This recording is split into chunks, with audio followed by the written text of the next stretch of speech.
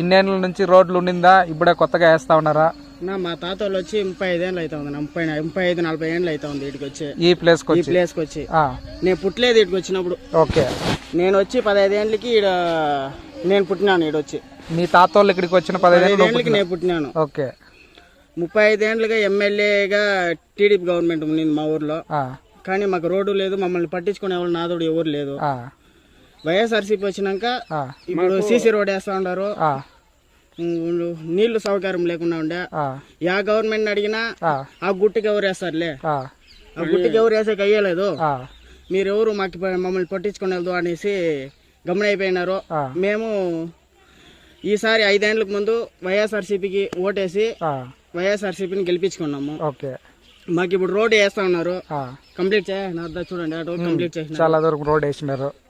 నీళ్ళ సౌకర్యము 3.5-4 ఏళ్ళకి ముందునే వచ్చేసింది మాకు మొత్తము. ఈ ప్రభుత్వం వచ్చినాక మాకు రూల్ అంతా మారిపోయింది.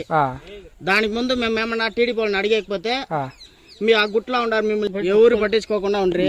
35 ఏళ్ళకి ఎమ్మెల్యేగా గెలుస్తా ఉన్నాడు నారా చంద్రబాబు నాయుడు గారు. కుప్పంలో 35 ఏళ్ళకి ఎమ్మెల్యేగా ఇచ్చేసినారు.